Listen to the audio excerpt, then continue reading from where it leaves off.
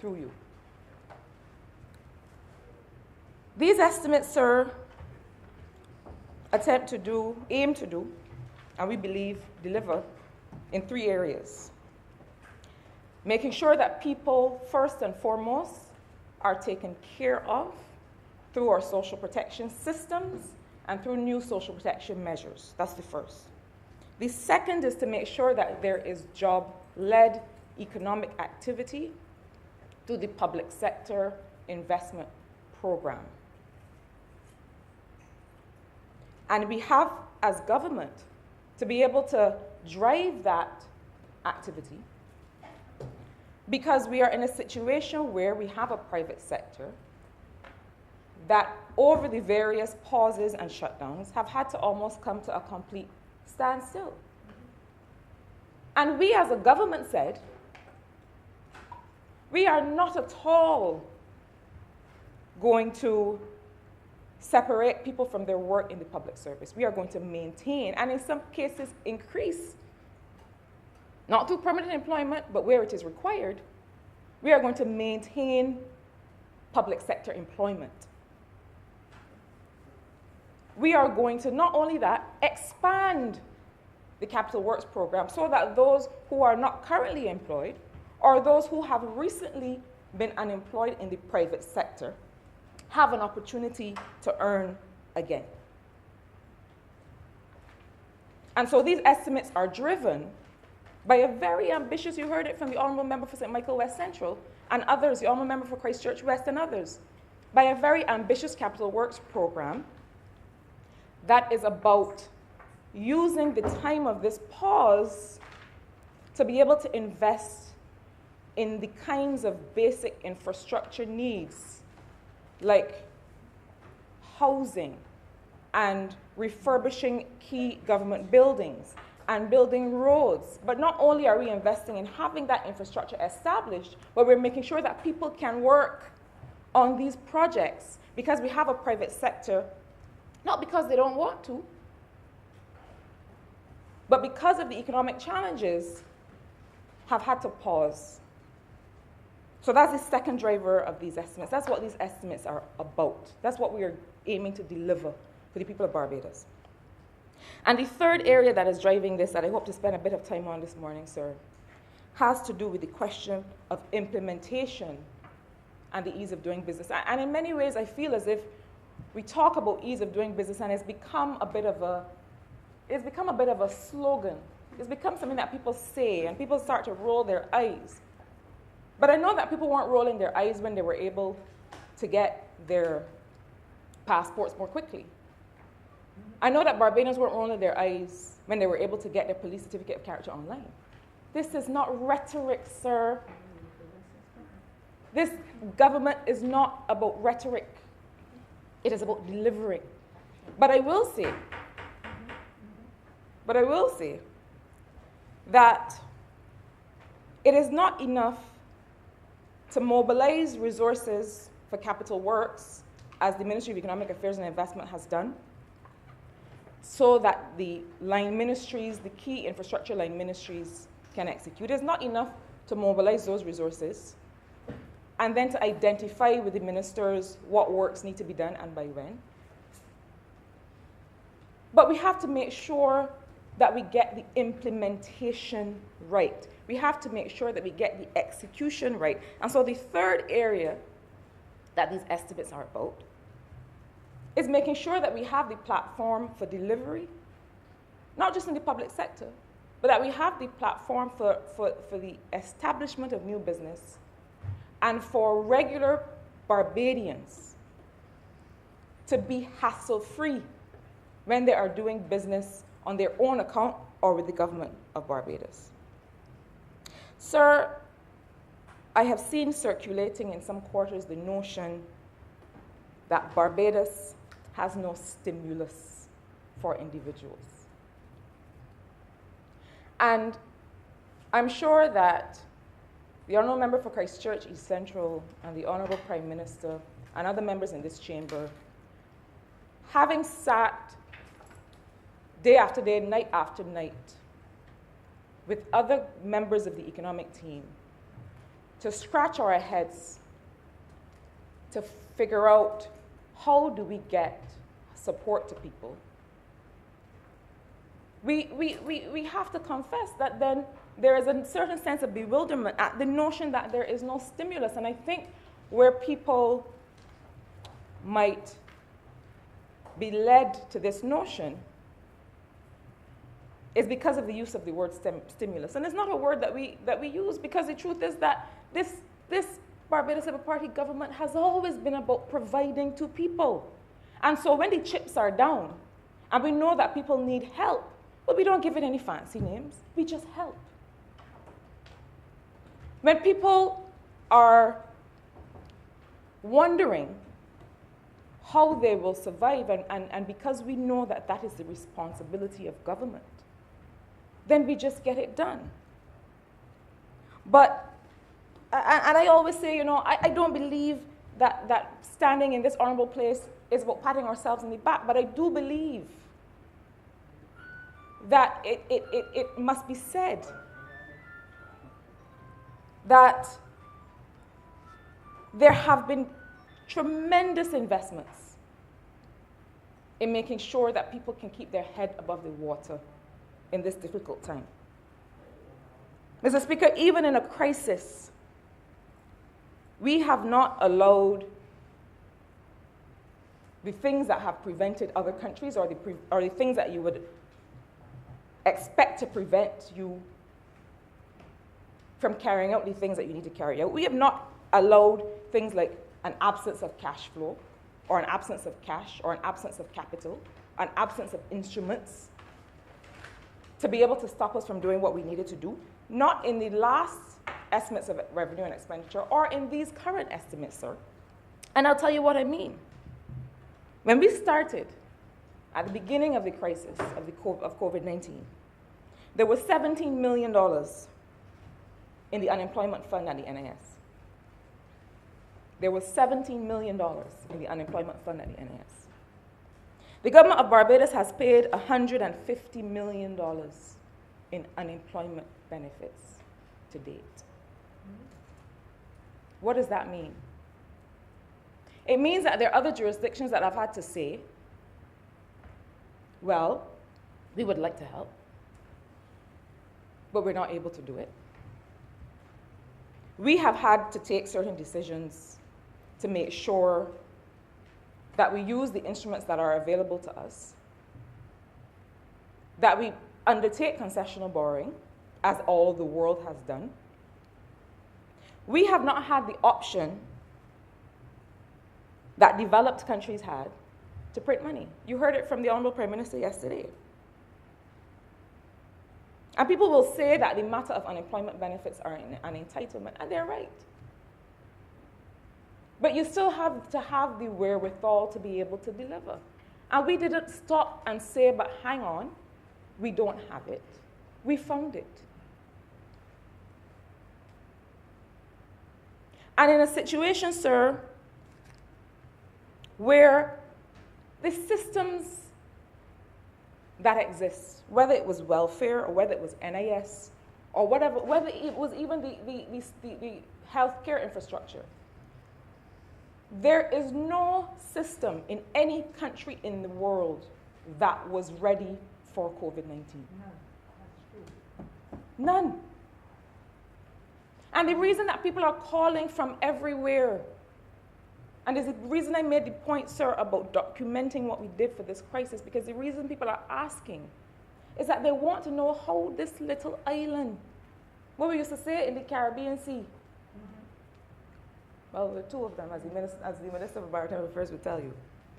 But that was what they taught us at school, according to the song. They want to know how, that in such an appearingly seamless way, you all are able to deliver. I want to say further, sir, that the developed countries that were able to print money were then able to spend, on average, 8% of their GDP on what people consider a stimulus or a response to COVID. Developing countries, and this has been part of our international advocacy, developing countries We're not in that position. Developing countries are not in that kind of position. And so on average, developing countries were only able to spend 1% on the COVID-19 economic response. The government of Barbados, sir, on individual benefits alone, I am not counting hospital refurbishment, I'm not counting Harrison's Point, I'm not counting quarantine facilities, I'm not counting all the other facilities we had to stand up, I'm not counting Blackman and Gollop and then the hotels that we set up on this last. I am not counting any of that, sir. I'm not counting the best program. I am not counting any of those things. This government spent 2.5% of GDP.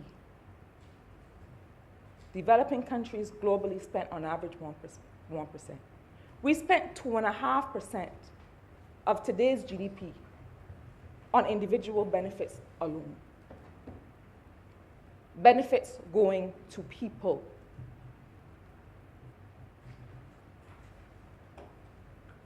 So I want to address the notion that government has not been spending, and not counting the care packages either. And not counting the very ambitious exercise of trying to get food to people that was executed by our armed forces, Barbados Defense Force. It was not perfect. Nobody has ever tried to do it. Often when somebody has never tried to do something, you don't get perfection at the first shot. But the point I am making is that there has been all kinds of innovation and there have been all kinds of programs and there's been all kinds of investment in making sure that first, people can survive. We've also had some lessons in the area of social protection, sir. Because one of the things that we realized is that under the terms of the National Insurance Scheme, self-employed people made contributions, made lower contributions, so they were able to get pension. But they were not able to get unemployment benefits. And at the start of COVID, that's where we were. And that's why we created the Business Cessation Fund, which was to make sure that self-employed people would be able to qualify for unemployment benefits. And it was something that we realized was lacking, and that's why we have extended that facility. We've extended that measure. So, sir,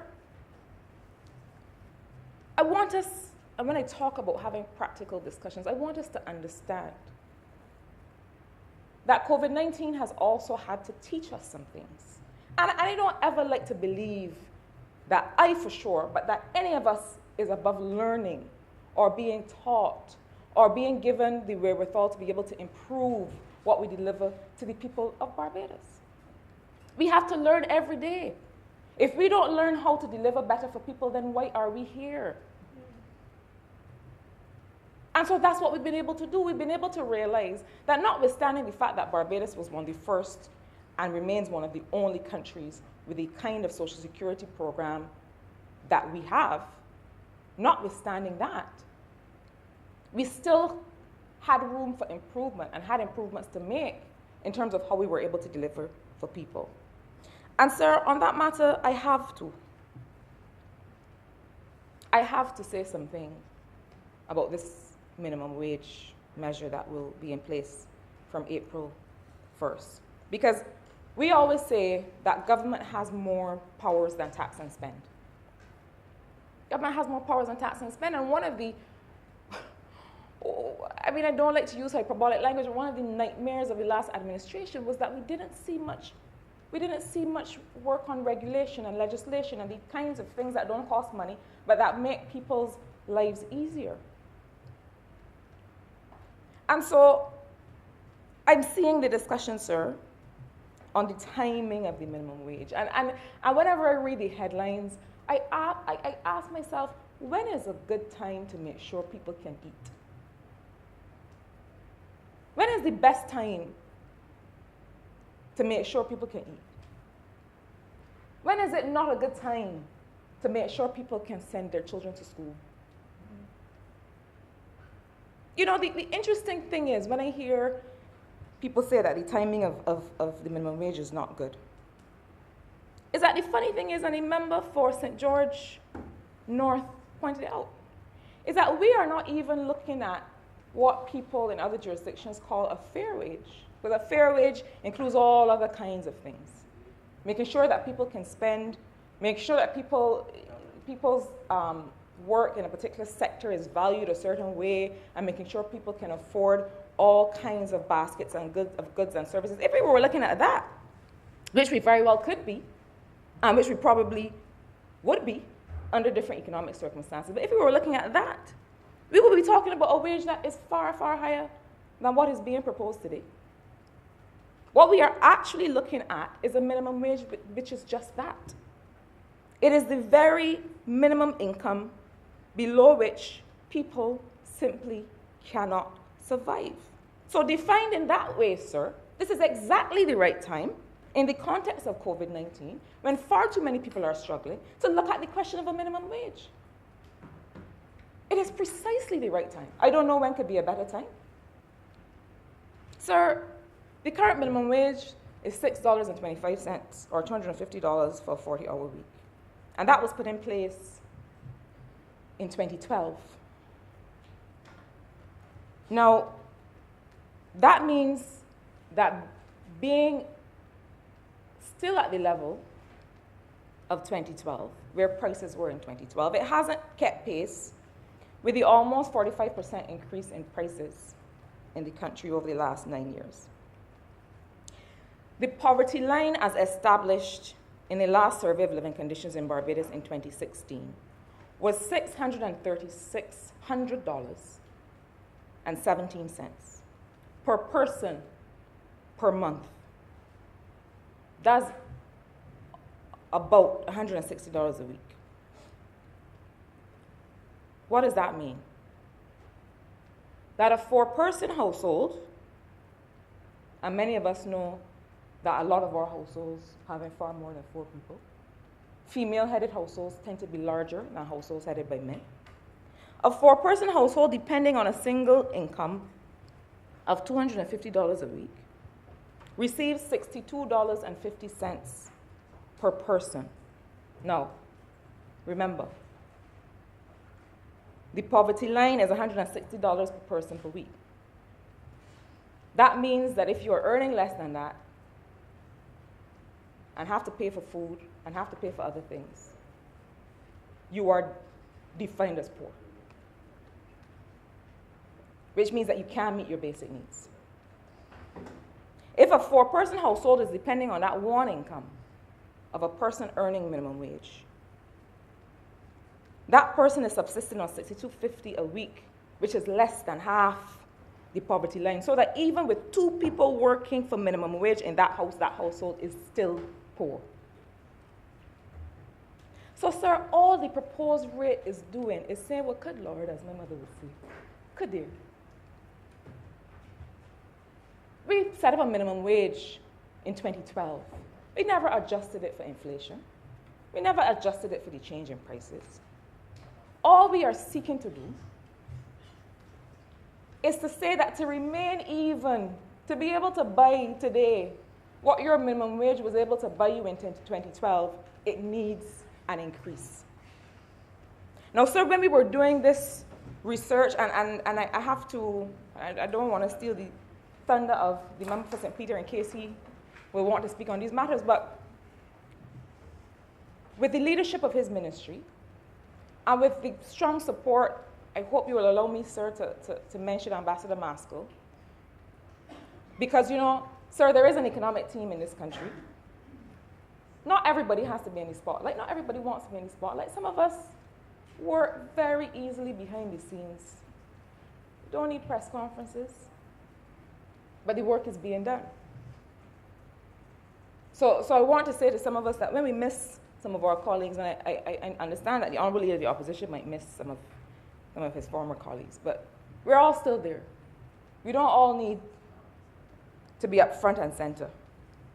But Ambassador Maskell has done tremendous work to be able to work with us to resolve some of these issues. And one of the things that we looked at is the fact that the people who are earning minimum wage in Barbados is not the teenagers that other jurisdictions would like to tell you it is. It's not people on a summer job. It is largely many female-headed households who have children to send to school. People between the ages of 20 and 49 working for minimum wage in Barbados. And sir, you know, minimum wages are being practiced all over the world. All over the world. It's not just us. And every time they were introduced or increased or adjusted, businesses express some kind of apprehension that this minimum wage would erode their profits and would be difficult to do. And I know that this is a difficult time for both private and public sector. But if it's a difficult time for business, imagine what a difficult time it is for households. And so there's always been apprehension that minimum wage would erode profits, but here's what we know.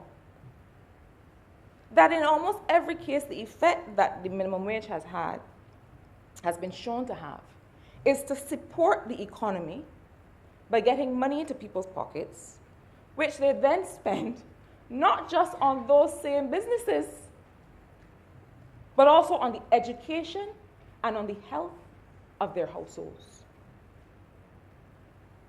And why is that important? Because those investments in health, in education, in the same private sector businesses that had reluctance about paying the minimum wage, then also help to reproduce a labor force for those same businesses. If I'm not sending school my children, if I'm not feeding my children, if I am not reproducing the labor force, what labor force is the private sector going to have to draw on today and in the future? Sometimes we think in these siloed ways, and I feel as if we do not always fully appreciate the interconnected nature of these different sectors of the economy. If we did not have people being able to support themselves and their families, there would be no human capital base on which the private sector could build its business, to grow its business, to improve their profits. And so if I wanted to look, as Ambassador Maskell and I did when we were supporting the Honourable Member for St. Peter in this work, if I wanted to look at how minimum wage would have increased if it were keeping pace with the increases in managerial salaries, then we would be having a whole different conversation, because it would be much higher. So it feels to me, and the reason I felt compelled to speak on this, sir, even though there's so many more points that I will have to make in my short time this morning, is that it seems as if there are some who would have us abandon any attempt to make sure that people's work pays them enough to keep them above the poverty level. Well, I would say that this is a basic function that work should fulfill. If I work, the salary that I make from my work, the income that I make from my work should at least be enough to keep me above the poverty level. I don't think that is a hard ask. But instead, we are focusing on these notions of productivity and efficiency, which are important. But let me say this. What determines a worker's productivity? Surely it includes whether they can feed themselves. Surely it includes whether they can give themselves and their families nutritious food, see the doctor when they're sick, send their children safely to school. A person who cannot do all those things is not going to be productive. So I feel, sir, and we said it in June 2018, when we had a different crisis to confront, that the time has come for us to stop sacrificing workers on the altar of business efficiency and profits. The last 3 years have shown us that the two can coexist. When we came to the social partnership, and we came to the people of Barbados, and we talked about the principle of burden sharing, many hands make light work. We have to do this together. It was not rhetoric. I know some in this honorable chamber regrettably like rhetoric, but it was not rhetoric, it was real. And we watched it work with respect to the economic crisis that we faced when we came to service in May 2018. We watched it work. So why have we abandoned, it seems, the idea that this burden sharing can continue to work? Mr. Speaker, sir, we have said, and I will repeat it in this honorable chamber, all must live in this country, and all will live. If these estimates of expenditure and revenue have anything to do with it, that is one of the key principles on which these estimates are built. And I want to emphasize that this burden sharing is about rights, but it is also about responsibilities. Mm-hmm. It is not to absolve us of the responsibility to be productive. Workers have a responsibility to produce. But they also have a right to be able to survive as a result of that productivity and as a result of their productive capacity. So, sir, on the matter of the responsibility to produce and having the wherewithal to produce, sir, I want to come to another part of the three things that these estimates are based on, and that has to do with implementation and doing business. I spoke earlier, sir, about the fact that this COVID-19 pandemic has taught us many lessons. And one of the things that we have said in many spaces, in many fora, is that this may sound like strange language, but we have an opportunity, sir, to win the recovery. These estimates, sir, are about winning the recovery. Why do I use language like that? Because, in fact, this is a fight. This is a battle. And there are some countries that, regrettably, may not be in a position where they win the recovery because they may end up farther back than they started. Barbados has a unique opportunity to win this recovery. We have an opportunity through our vaccination strategy, which has seen over 25% of the population being vaccinated so far. We have an opportunity, and you know, I said it before, that I am all for economic diversification. It has to happen, it must happen. I'm not going to go over all the ways it will happen because the Honorable Prime Minister mentioned many of them in her intervention yesterday. But let us not fool ourselves. If we are not to see in this financial year a further erosion of the revenue base of government, we have to get the hotel and tourism sector back up and running again. Let us not fool ourselves. We have to be able to walk and chew gum. Just because you continue to invest in a diversified tourism sector does not mean that you cannot diversify other parts of your economy. And we've spoken over and over about what a new visitor economy must look like, because other members in this chamber will tell you, sir, that I don't even say tourism sector anymore. I use the language of visitor economy because that's what it is. We are not looking for a sun, sea, and sand model anymore. The fact that we're looking at educational and medical services for visitors, the fact that we're looking at a new population policy and immigration bill to look at how we can have people here living, investing, working, volunteering, living their lives in a way that contributes to the economy, means that we are talking about a new visitor economy, but we're also talking about diversifying other parts of the economy. That is a given. That is not a zero-sum game. But let us not fool ourselves that in this year of our Lord, we have to make sure that we have the hotel sector up and running again, because of the 40% of Barbadian workers who work in that sector. It does not make any sense to sit down and fold your arms and say, yeah, one-legged economy, that's all about tourism, and watch 40% of workers struggle and sit down home with nothing to do. You know, whenever I was about to do something foolhardy, and I tell my mother, yeah, you're doing this, she would say, all right, you go along. Because she's going to watch me and have me come back with the lessons to tell about why that is not a good idea. But the burden of government does not allow you to experiment with people's lives in that way. And so winning the recovery is also going to mean investing in a new visitor economy and making sure that those hotels are up and running again. We have to do it in this financial year while we diversify other parts of the economy. But winning the recovery, sir, is also about making sure that we improve doing business, improve competitiveness, improve implementation and execution, and in so doing, create a platform for innovation.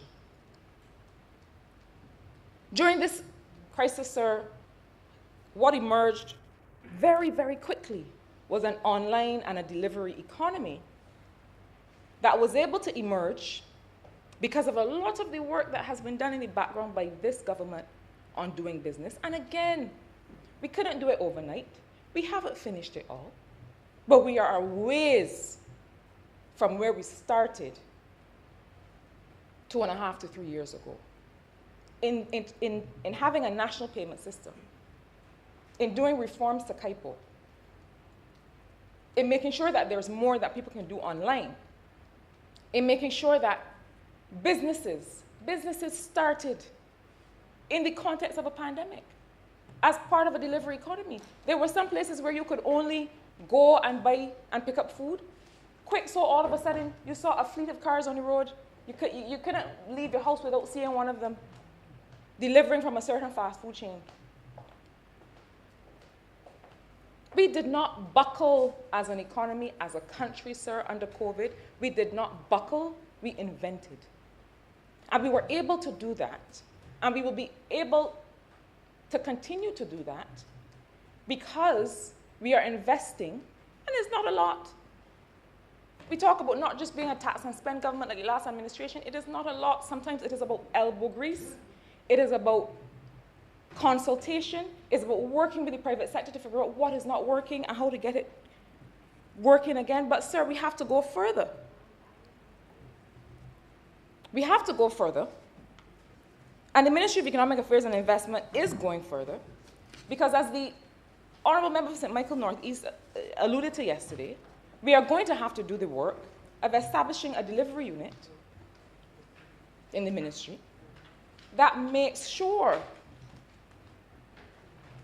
that these important projects in the public sector investment program, that these important parts of the doing business agenda, like making sure we continue the reforms in town planning, and all the other parts of it, that to make sure that these things work. So we have an Enterprise Growth Fund Limited in the ministry that is a part of the ministry. And we have done a lot of work to be able to examine what EGFL is delivering and to make sure that it can deliver better for small businesses in this country.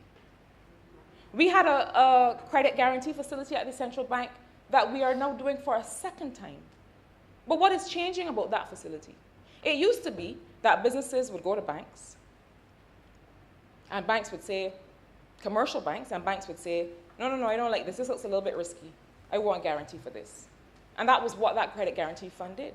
What we've done in the second iteration is to expand the number of financial institutions that get to make decisions about who qualifies for the guarantee. Let me say what that means. It means that not just commercial banks get to make decisions about who's creditworthy. It means that other agencies that have perhaps a different approach to fostering small business now get to work with small business, now get to have an incubator and accelerator component for small business. So that it's not just about saying you don't qualify for this. Sorry. It is about true facilitation.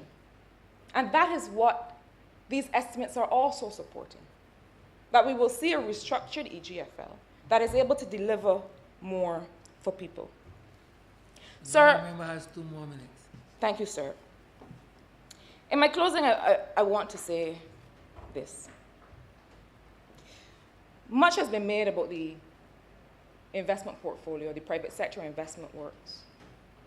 And we see that Sagicor, the Sagicor project is still going ahead. We know that there are other projects that are still going ahead. But the truth is that the reason I talk about having a frank conversation, an honest conversation with the country, is that you have to be able to say, as the Honorable Prime Minister said yesterday, when you are taking a new direction, because you are waiting for private sector projects to have a sure footing in the context of the pandemic. There are no secrets, sir. We will always say what is going and what is not going, what is proceeding and what is not proceeding. That is the reason that the public sector investment program is so important.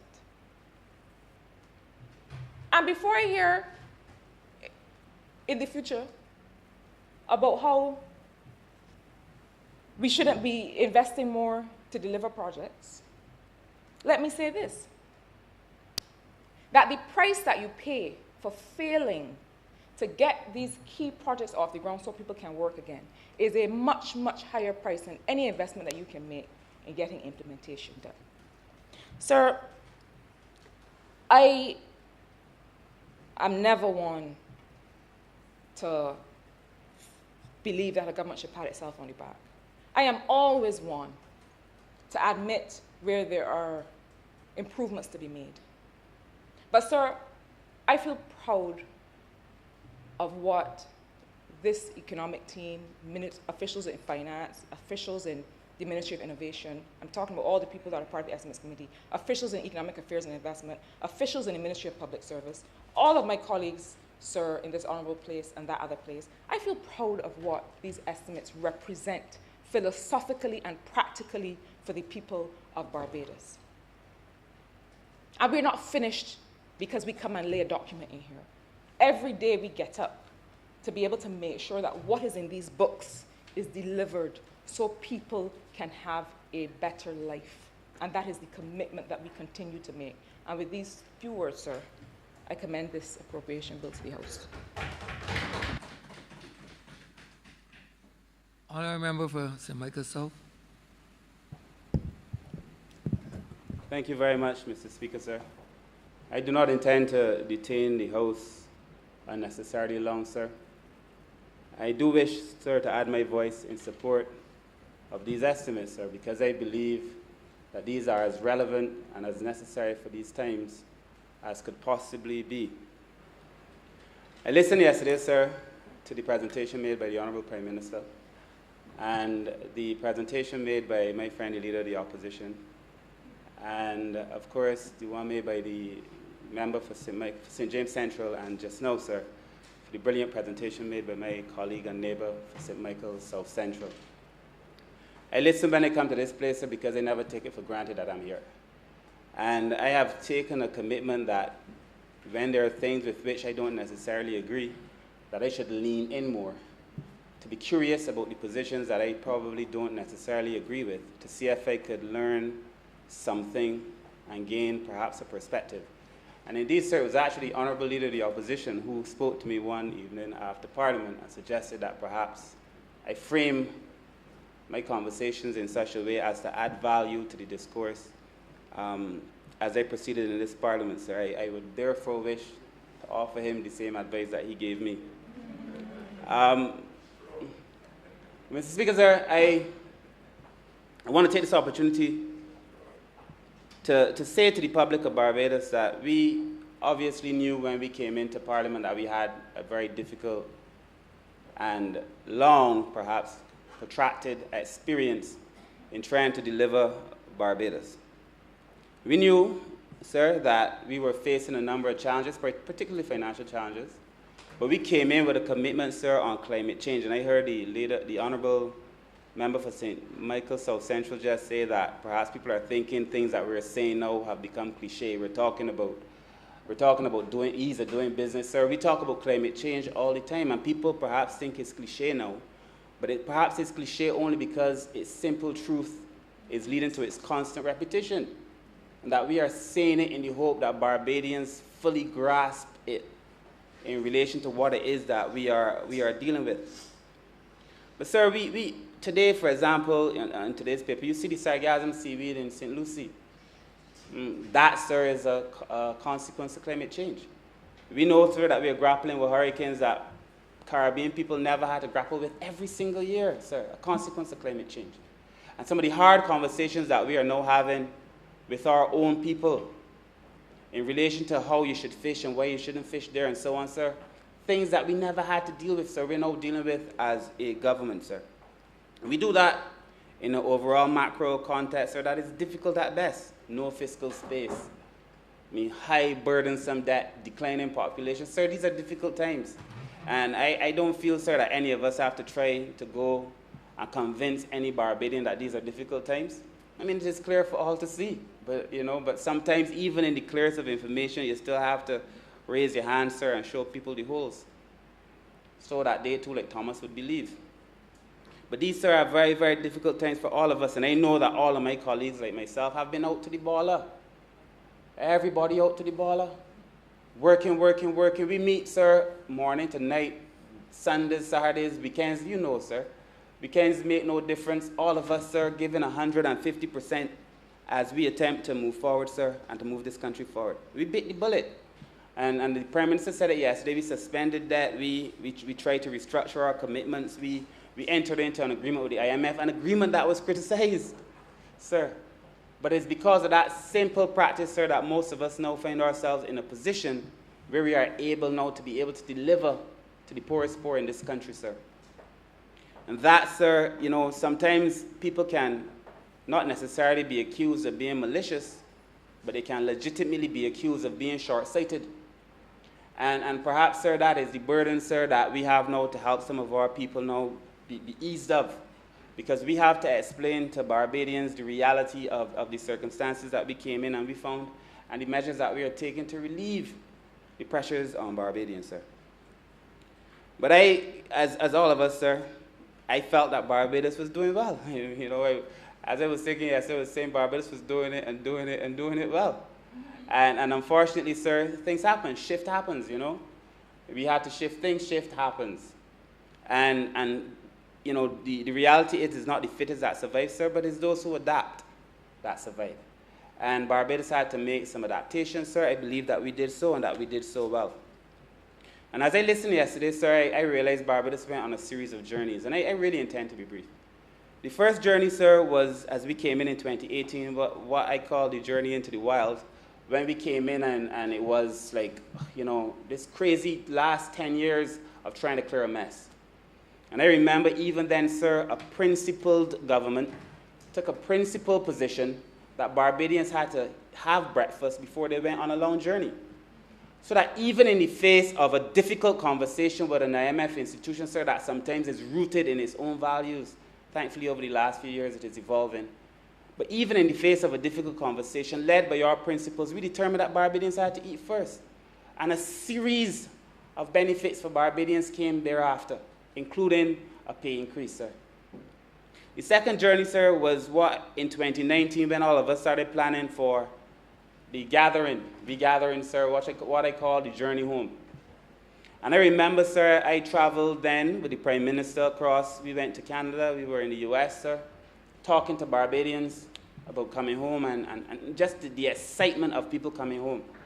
And I also remember, sir, on that trip, sir, the conversations that we had at the time with persons in the banking sector, the international banking sector. Difficult conversations, sir. Yet Barbadians were very pleased about the idea of coming home. And I felt, sir, sometimes listening to the Prime Minister, as I learned, as I said to you, sir, I tried to learn every single day, sir. And I listened, sir, the principled position all the time in every conversation as we tried, sir, to convince Barbadians to come home, but to make sure that this home, sir, was the same home that they recognized and that they understood prior to 2008, sir. The third journey, sir, that I think of, sir, was at the beginning of 2020. And I call this journey, sir, the journey into who we are. And it is in the most difficult of circumstances, sir, that people expose who they are, my view. And that when times get tough, you see people running. And, for those of us who iron our own clothes, I hope the Honorable Leader of the Opposition, he may know this, sir, of course. He's a man just like myself in many ways. When you're ironing your clothes and you put in a seam that you shouldn't put in, what you call the mock seam, and you put the heat on it, you got two seams. The one that ain't supposed to be there disappear quick because it cannot take the heat, sir. In circumstances where there is a little bit of pressure, people show who they are. Those who are not supposed to be there will scatter. And those who are supposed to be there will stay and will do what they're supposed to do. And it's my understanding, sir, that in this journey into who we are, sir, we explained as we began, sir, that as a part of who we are, sir, we would never face a crisis and leave the poorest poor behind. And if there was a time that I was proud of the government, sir, and I've been proud of this government, and that's the truth, it is the position that we took, sir, as it related to the poor and the vulnerable, sir, even as we were dealing with COVID. I find it almost appalling for anybody right thinking to suggest that this government did not take care of the poor as best as it could, sir, during the most difficult periods of COVID.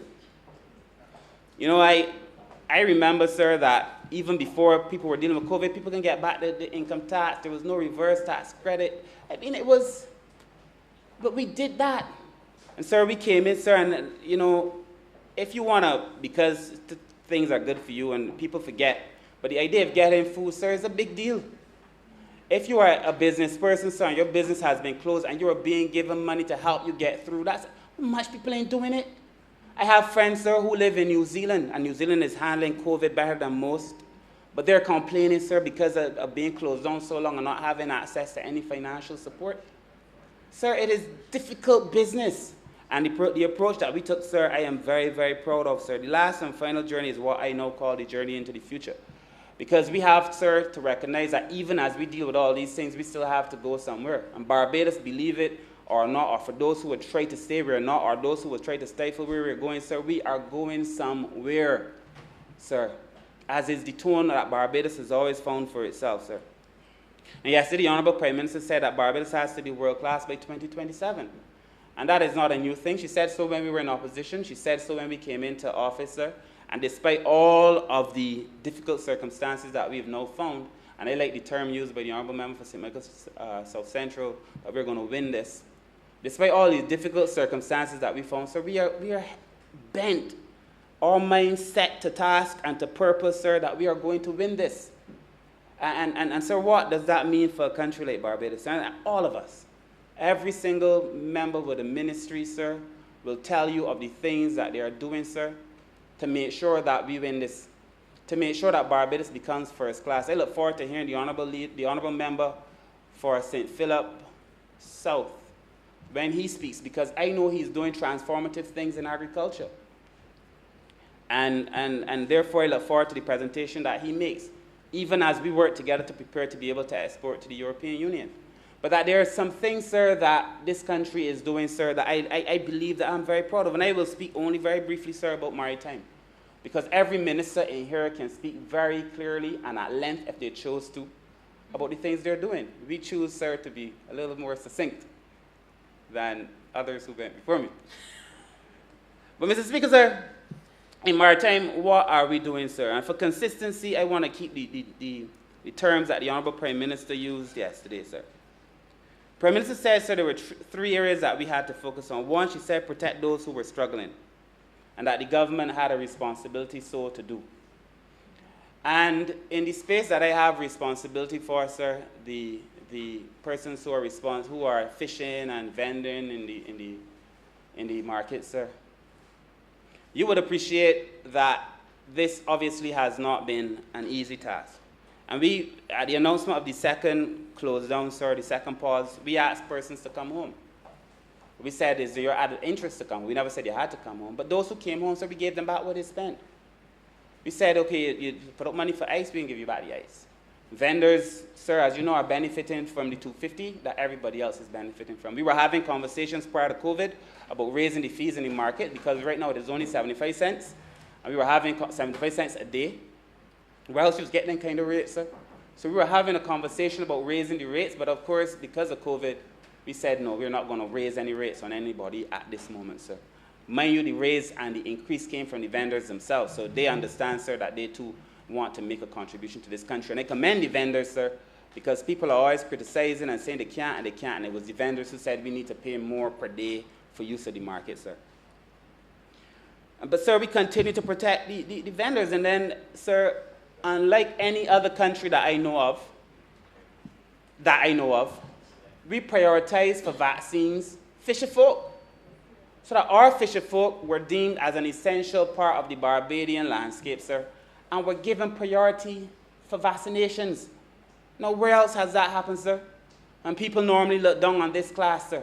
But in conversation with the Honorable Prime Minister and the Attorney General, sir, and the team, sir, in health, we determined that the fisher folk were an essential service and prioritized them for vaccination.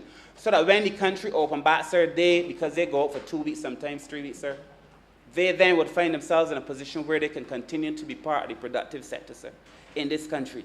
And I want, sir, to commend the fisher folk, sir, and those are just some of the simple things that we did for them. I won't go on, sir. But of course, I could talk about the tremendous work that we've done across the various markets. But, sir, the Honorable Prime Minister also spoke to, sir, about point number 2, public sector-led growth through capital expenditure. And again, all of us ministries that have some capital expenditure, sir, we know that we've been driven, sir, to deliver on this because this is one way to kickstart the economy.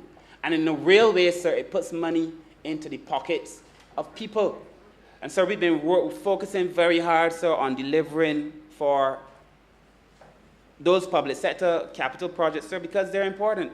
The PM spoke yesterday, too, about the debt swap, and I won't get into it, but it would have been a good thing.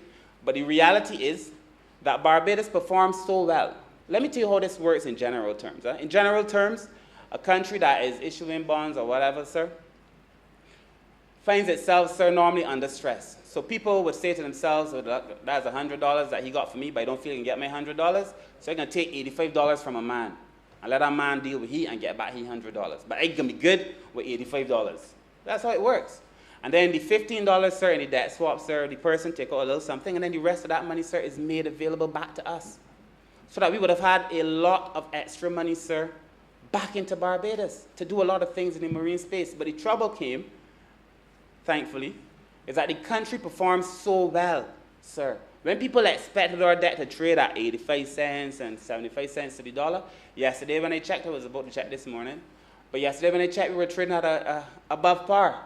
It was $1.01 or $1.02 yesterday, sir. So people were paying more per dollar, sir, than the 85 cents that we had imagined when we first started this journey. And that is all testimony to the wonderful leadership of the Prime Minister of this country and the economic team. So we have to understand it, sir, in that context, because Barbadians probably don't fully appreciate what was done. So that the people who are working with us to do this thing are all like, well, we've never seen this. We've never seen this, or how do we treat to this? And now I'm working with the Honorable Member here, sir, for St. Michael South Central again for finding ways now, innovative financial mechanisms, sir, to finance the blue economy space. And, sir, we are doing work across all the markets, sir. In the middle of COVID, when times are hard, sir, we came to this Parliament, sir, and we agreed for additional funds to fix Oistins jetty, sir, at $2.5 million. We are doing work, sir, in Bridgetown, sir. The total work will come to $3.6 million, sir, to repair all the jetties in Bridgetown. And in the middle of COVID, when times are hard, sir, we are not shirking from our responsibility. We are doing what we have to do for the poor and the vulnerable, sir, and the working class in this country. And I'm telling you, sir, that we could go across every single ministry, not only mine, sir, and find that work is being done to protect the poor and needy in this country, to protect the vulnerable, sir, in this country. When the Honorable Member for St. Thomas speaks, I'm sure she'll speak to the number of things we're doing for the most indigent in Barbados, sir. And those are some of the things that we've done. We also, we started putting out fish aggregating devices. They're called FADs, and they're just something that attract fish. So that fishermen would know they could go here, sir, and catch fish and so on and so forth at $1 million. And we're putting on that, sir, smart technology, sir, so that not only are we catching, the fishermen catch fish, but we can see, sir, the kind of fish that's in the area. We get an idea of the temperature of the water. We get an idea of the wave energy, sir. So it's smart technology, the first in Barbados, and the kind of smart technology, sir, that's the first in the Caribbean. We came to office to lead. And that COVID has not stopped us from being able to lead. And, sir, we are seeing that transformation also in the markets. And then lastly, sir, the third point the PM raised, and I'm keeping the same point, sir, was that we have to make it simpler to do business. Now, if there is a place where it has to be simpler to do business, sir, it has to be the Bridgetown Port. The Bridgetown Port, sir, in the trading across borders, sir, which is part of the doing business in that, sir. The overall trading across borders, sir, Barbados was 129 the last time, and I think out of 180 countries, 190 countries, we were 129, sir, overall. In trading across borders, which includes now your ports and so on, we were 132. We were worse off, sir. And there are real reasons for that. Because the port, sir, of Bridgetown and the whole entire legislative framework for shipping, sir, was so far behind. Sir, in shipping, sir, we are changing all of the legislation, all. We're now bringing it into the modern era, sir. In 2018, when we were audited by the International Maritime Organization, Barbados failed in a number of areas. And, sir, we are therefore changing the legislation daily, piece by piece by piece. And very soon, sir, you're going to see in this honorable place the facilitation legislation, which allows better technology to be used in the port. You're going to see the domestic shipping legislation, which has also been changed, sir. A seafarers legislation, sir, which we are now finalizing, sir. The honorable member for St. Peter gave me his green light, sir, and comments on that paper, sir. That should come to cabinet this week, sir. But that legislation will allow us, sir, to protect our seafarers. But more importantly, what that legislation does is that it allows us to put ourselves in a position for cruise ships and cargo ships, sir, to hire more Barbadians, sir. And we're enshrining in our legislation, sir, what is called the STCW codes, which allows us, sir, to certify people to be trained. Because back in the day, you could just go and get on the ship, you walk down by the harbor, a man short, you get on it. Those days are gone. You don't need to be trained up, sir, and to be certified. So, and we found, sir, that most countries across the world, sir, that have training institutions, sir, haven't been as responsive, and we're doing it ourselves, sir. So very soon, and then you're going to be hearing very soon, sir, announcements between ourselves and cruise ships about the way they want to engage Barbadians. And I will say here, sir, when the announcement is made for Barbadians to start picking up this training, that they should do so, sir, because there are going to be significant employment opportunities in the cruise sector very, very soon. And I will say more about that another time, Mr. Speaker, sir. But we also, sir, said that in terms of the time it takes to get cargo out of the port, sir, it was taking Barbados 10 days, 11 days, 12 days on average to clear cargo out of the port. It is madness, sir, in a sophisticated country or a country that claims or aspires to be sophisticated. We've reduced that, sir, now from 10, 11 days to 5, 6 days, sir. And I've told the port, and we're working on it, sir, to reduce that, sir, to 3 days, sir. So that by the time we go back to the people, what would have taken 11 days is going to be taking 3 days, sir. We're going to become a lot more efficient. So there were simple things, too. We also wanted for the other agencies, other government agencies, the port, customs, health, agriculture, sir, to work together to clear cargo. You know, it was, sir, that you would come to the port, you get your thing done, you go into customs, you then go to agriculture, you go to... It was like this kind of madness. It defies logic that such a system could be allowed to stand unchallenged, undisturbed for so long, sir. So we've now changed that, sir, and we have a group, sir, they work together, sir, to be able to expedite cargo, sir, and it works well. Ask anybody in the business community, sir. We also now have to look, sir, in the port and the associated agencies about the opening time. The port opens at 7, another agency starts at 8, one starts at 8:30, sir. So we're now having a conversation. Of course, this involves the union because, you know, once you start meddling with public servants' time, it's a conversation with the union for sure. And we've been very respectful of the union. So we're having that conversation, sir, about being able to open at a proper time, probably earlier, so that we could facilitate more business. So the ease of doing business must never just be cliche. If you want to be a first-class nation, sir, you have to have first-class principles, first-class execution and implementation, sir, and a first-class reputation, because a reputation brings more business, sir. And sir, so those are some of the simple things that we are doing overall in the port. I could go on, sir, but I promise my colleagues, sir, that there are lots of people who want to share what the government is doing, sir. But those are just some of the simple things that we are doing in the maritime space, sir, in a time of COVID, for the most challenged, sir, for the people whose finances, sir, are difficult and who are having a hard time of it, sir. I want to close by reminding this chamber, sir, that all of us, sir, we have constituents. And I don't think there's a single member in here who forgets it. I know every day that I represent St. Michael South, sir. I am sure you know every day that you represent St. Michael Central. The leader of the opposition represents St. Michael West Central, and he does so well because he's always asking, St. Michael West, sorry, because he's always asking for benefits for St. Michael West. And because we represent people, we know that we're in conversation with them. We are not so estranged from our public, sir. So it would be impossible for me to imagine and to accept that any of us come in here, sir, on a daily basis and do things that are contrary to the people who sent us here, to the benefit of the people who sent us here, sir. I know what I do, sir, is for the people in St. Michael South Central every day. South, every day. Almost, I said South Central, sir. I'm getting too close to the honorable member for St. Michael South Central. We share a border. But I do things for the people in St. Michael South every day, sir.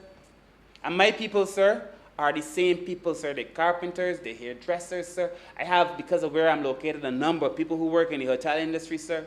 So when we scoff at the hotel industry, sir, and say, well, this is this one-legged horse and a one-trick pony and all these various things, sir, I am talking about hundreds of people in my constituency, sir, who need those hotels to function. I am talking about plumbers who go to work, sir, and make sure that the toilet's still working, because you won't close down a hotel because you ain't got a big band of tourists. And then when the tourists come, the toilets don't work. The pool got mold. The rooms ain't clean. So when they come now, you then find yourself with a massive bill and infrastructure that does not work, sir. I mean, we have to be ahead of the game, sir. And sir, these are the simple things that we are doing. I wish to close by commending this wonderful set of estimates to the House, sir. I support it fully, sir. And if we all stay the course, Mr. Speaker, sir, I suspect we're going to ensure a brighter future for all of us. Thank you, sir. Honourable member for St. Philip South. Thank you, Mr. Speaker. Let me first start by giving thanks to the people of St. Philip South for reposing their confidence in me and giving me the chance to support this Appropriation Bill 2021. This will be the third appropriation bill debate that I would have participated in since my journey to this honorable chamber. And Mr. Speaker, I am indeed pleased to note that I am one part of a government that has done extremely well in the most difficult of circumstances. I have heard about many administrations, successes and failures, but I've never dreamt of the day coming when I will be part of an administration that has to grapple with a global pandemic, challenging us to the core, but yet still we're able to deliver for the people of Barbados. And I can only echo the words of several others who have said they are happy that we are the government now and not the previous administration. And all that we've done is demonstrative of the commitment, the hard work, the serious approach to governance, and indeed the war cabinet that we continue to run in order for us to be able to be nimble and work on the behalf of the people of Barbados. Mr. Speaker, sir, it is against that backdrop that I'm completely disappointed to listen to the presentation yesterday of the honorable member for St. Michael West, which to my mind was only an expose in sententious bombast. And it is patently clear to me that with the late Professor Owen Seymour Arthur gone, there was no one available to prepare his response. So therefore, he was only able to deliver what I would consider to be nothing short of an evil creed in this honorable chamber. Mr. Speaker, I want to thank him, though, for drawing the public's attention to the sector in which I have been given responsibility for. And I also want to thank him for reminding the public that there are several achievements in agriculture that they should be talking about more and more every day, rather than the sententious, salacious stuff that we are hearing promoted by those with their own hidden agendas. I must thank the honorable member for bringing that into perspective and letting the public of Barbados know that we have better things in agriculture to talk about. And what do I mean, Mr. Speaker, sir?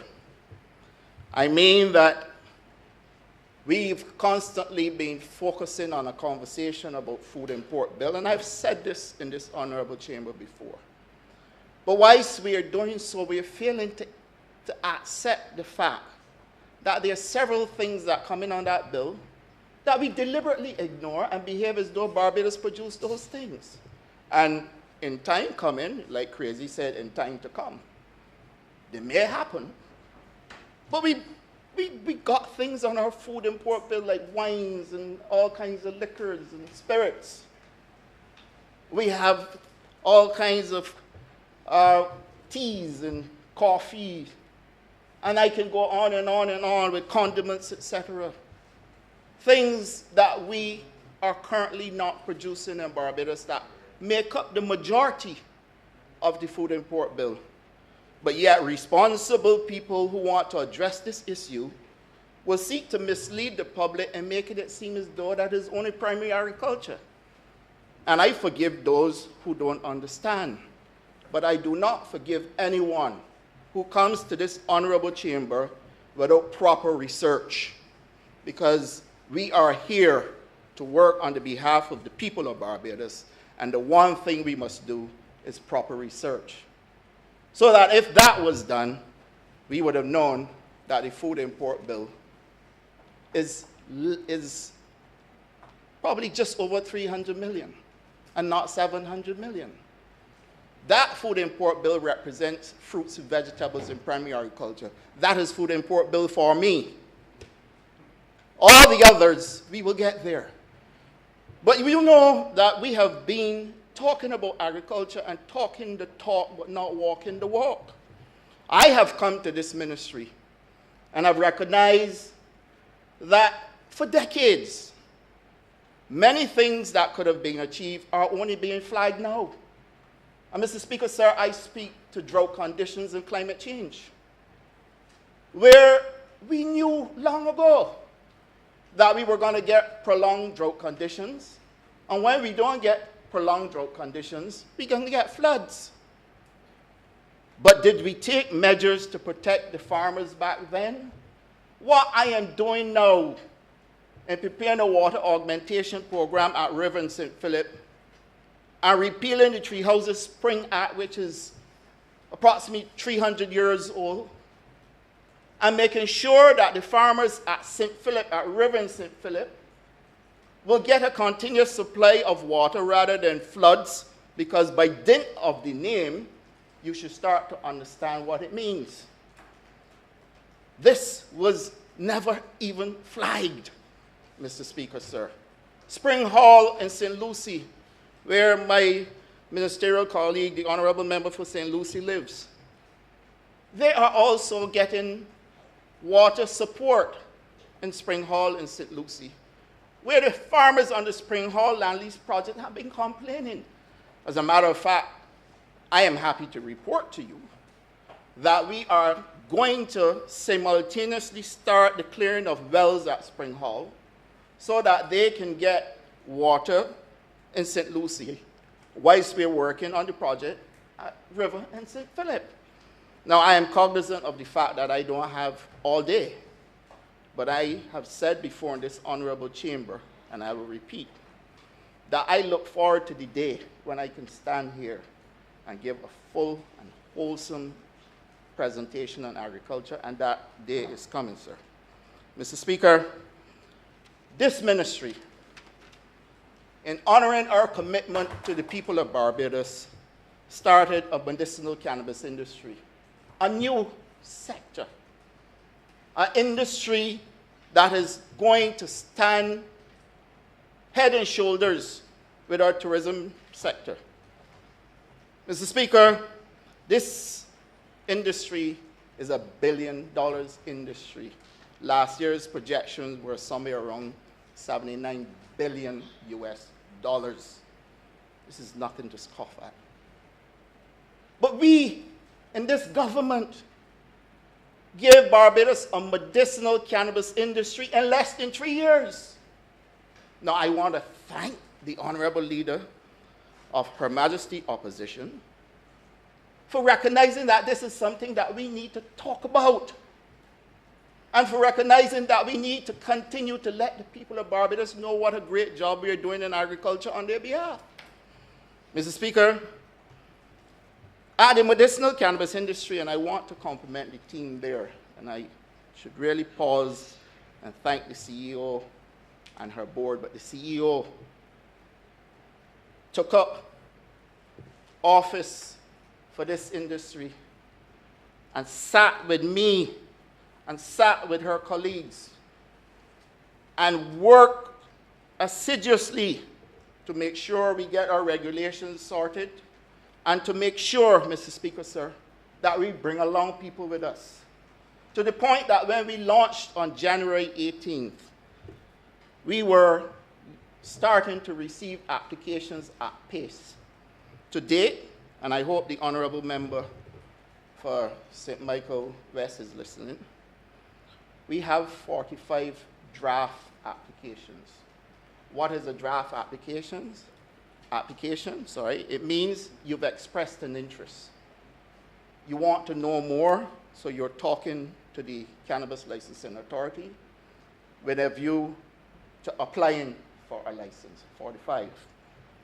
We have two applications that were submitted, not approved, but the persons have had all their questions answered.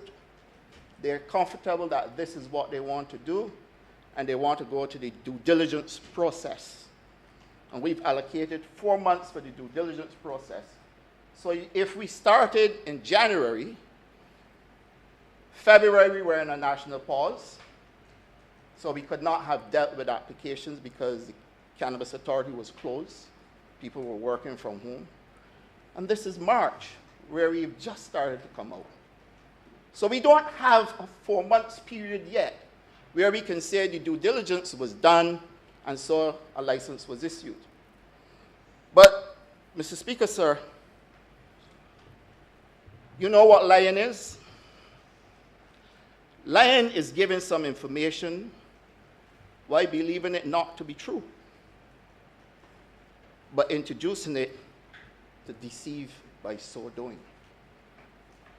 That, to my mind, Mr. Speaker, represents how people can drop to an all-time low in order to score, to my mind, its own goal, because it is so far away from the truth that the reality of it does not even start to surface. But, Mr. Speaker, I am particularly disappointed as well to know that I stand in this honorable house on a point of order to correct what I thought was a genuine misunderstanding, yet the matter was pursued. And I ask all Barbadians to determine what is a suitable fit for political parties in Barbados and who you would prefer to govern, because this is a governance issue. And when you start by seeking to mislead and deceive people, then you must understand that Barbados will find itself in a place where deception will be at the core of indulgence. Mr. Speaker, our sugar industry,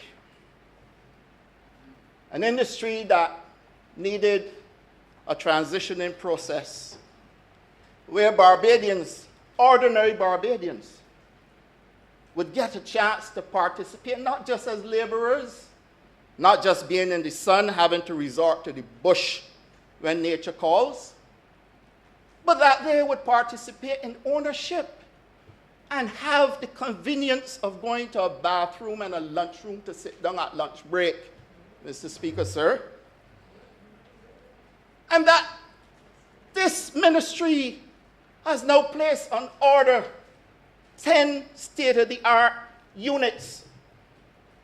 And they would have been here were it not for the shutdown period between December and a couple weeks ago, so that our laborers on our farms can have bathroom facilities, lunchrooms, Mr. Speaker, sir, and don't have to resort to the bush when nature calls.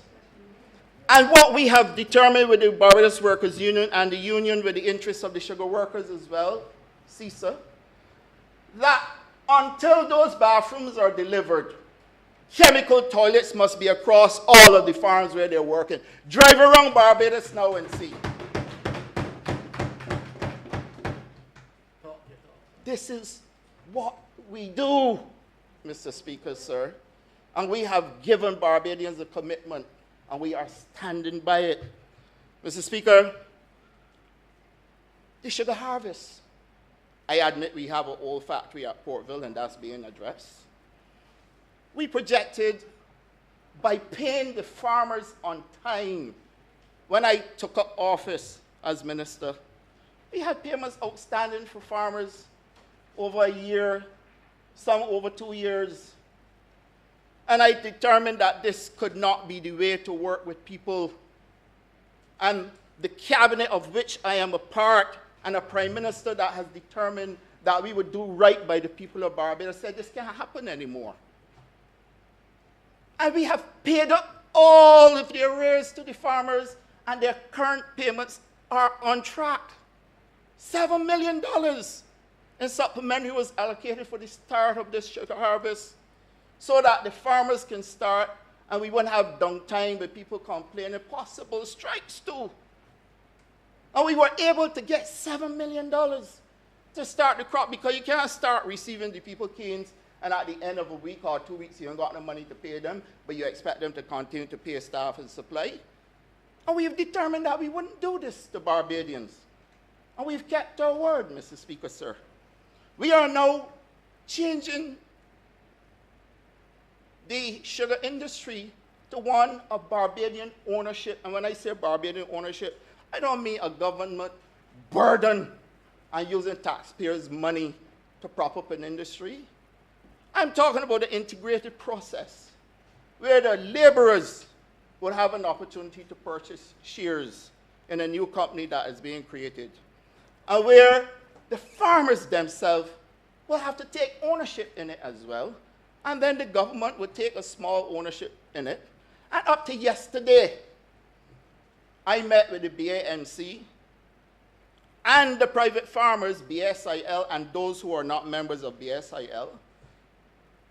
They have a company called Grow Energy, and they want to get into the space to produce syrup and produce biomass as well, to be part of the renewable energy transformation that is coming to Barbados. And Mr. Speaker, we are at the point of creating space at Buckley for Grow Energy and the BAMC to enter into an arrangement where the two can work together and create synergies with cane grass and sugar cane, so that you have two rotations, and we're looking for consistency in supply so that you can do energy going the full value chain. Full value chain meaning from cane to molasses or syrup to sugar to renewable energy to fertilizers. And the meeting was extremely cordial. And we are making progress on a commitment that the cabinet gave to us to make sure we transition and come up with a business plan that makes possible for our private sector to participate. And that's where we are going. So we're going to have renewable energy, we're going to have sugar, we're going to have molasses, possibly syrup down the road. But more importantly, Mr. Speaker, sir, we have done something that is historic in Barbados. And sometimes I wonder how people miss these things. Traditionally, many of our people were brought from Africa to work as slaves on plantations. Then all of the sugar that was produced was shipped overseas in bulk. And when our preferential treatment was taken away, we then had to be exporting sugar in bulk at a loss, huge loss, sometimes more than 50%, sir. And in 2 years' time, we were able to close that bulk contract and move sugar to be exported in packages so that we are now doing sugar for direct consumption rather than in bulk. We have not reached the point of profitability with it yet. But we are at the point where if you go in a Winn-Dixie, you're picking up Barbados sugar in a package. Not something that we sent in bulk and come back on a label called Tate and Lyle. And if that's not historic, I don't know what is. I mean, it's a tremendous achievement. I wish that we were at the top end, where we are going to the exclusive market, and we will get there. But for God's sake, we took up a sector that everything was left to lag. Nothing was really happening. And I've said in this honorable chamber before, the focus under the last ministry was about water. And I don't have a problem with that. But you have to bring along the two, because farmers need water. And I have determined also that we are bringing a paper to Cabinet to address the water rates, as the Prime Minister spoke yesterday about the disparity in the rates. The paper is already prepared and it's coming to Cabinet. Now, what we are hoping to do is give the farmers a better deal with water. So in addition to the water augmentation program that we're doing, and we're doing it across Barbados, we've got 100 acres of land available to farmers where we're inviting the Rastafarian community of Barbados to come and participate. I've already got 40 acres allocated to 2 groups.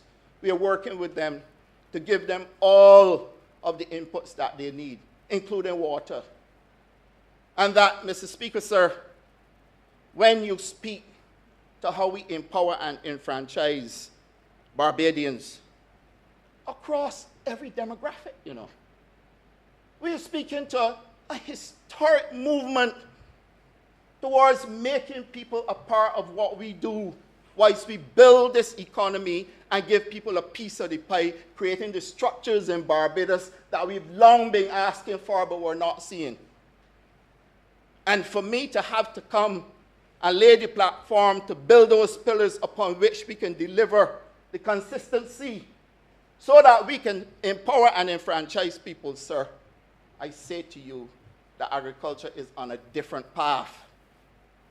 So I want to thank the Honourable Member for St. Michael West for inviting Barbadians to follow where it is going. Mr. Speaker, to date, we have invested $3.4 million in equipment at the BAMC alone. 20 new tractors, 3 of which were delivered this week. This is a government that means business. What is it that challenged us for the past 2 going 3 years? Was a lack of equipment. We met with the Prime Minister and the Ministry of Finance, and she determined that in order for us to deal with soil degradation, and in order for us to increase production and increase yields in Barbados, she must support the need for equipment.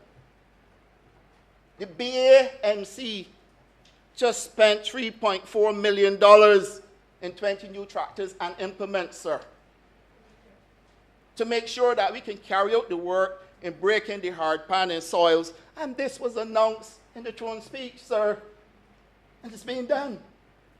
So that by the end of May, they would have all of the equipment they ordered. Were it not for the shutdown again, they would have had it already. So, Mr. Speaker, now, many small farmers who can't afford to pay for cultivation services can now get cultivation services through the investment government made in equipment. Previously, you will find that people got a piece of land, they want to work it, but they can't make the next step because they can't afford to pay for the cultivation. That is a service we are now giving to those people, sir. And then, Mr. Speaker, we have determined that if we are going to treat the food security in the way that we have to make sure all Barbadians benefit, we created the Farmers Empowerment and Enfranchisement Drive Feed, deliberately acronized that way. And of course, the Honorable Member for St. Lucie will give you more information. We'll get into more of that. But Mr. Speaker, this is not just about growing food, because we will reach a point where we got saturation, you got excess supply. Now last year, when all eyes were on agriculture, we delivered. We didn't run out of food. We didn't have complaints that there were no fruits and vegetables, or that we didn't have sweet potatoes, in as much as we are challenged with disease in some of these crops and have to find new planting material, working with the FAO and working with the Home Agriculture Station. And we have to now put down nurseries. I spoke about this. So that we can do clean planting material for yam, sweet potatoes, cassava. And we've just met with the ambassador of Cuba to be able to increase cassava production and go the full value chain as well, including cassava flour and using the plant as well, material to feed animals, sir. Mr. Speaker, we have determined that this cannot stop here, and that we have to deal with our trade issues. And the Honorable Member for St. James South will speak to this. But that if we do not have our phytosanitary measures in place, we're not creating space for people to look at options beyond Barbados. And that is the reason why the Cabinet took a paper from us and agreed that we must proceed. The Prime Minister announced yesterday that she wants the legislation. The legislation is coming. We've already engaged CPC. And we will bring the 7 pieces of legislation to make that a reality. This is what we do, Mr. Speaker, sir. And then, of course, we've had complaints from farmers over time, you know. Not since I came, over time, about predial larceny. And we've looked at the act. We had a meeting last week with CPC. And we've determined that we must add technology. We are going to introduce drones, but not just for predial larceny. Drones so that we can do aerial mapping as well. So that we can determine if there's dumping going on, if there's soil that we need to zoom in on, and then we can show our cultivation program for all of Barbados to see. So we're going to be using drones. But equally, Mr. Speaker, sir, the issue of traceability must engage our attention. Well, we live in a modern world. And if you're talking about food safety, I went to Alibaba in China. And all I did was, I was able to put my mobile phone to a barcode. It told me which farm the food came from, when it was harvested, when is the best before date, Mr. Speaker. And all that food is tracked from the farm right into retail. Why should we be left out of that? But I mean, the first thing I said is this is a no-brainer.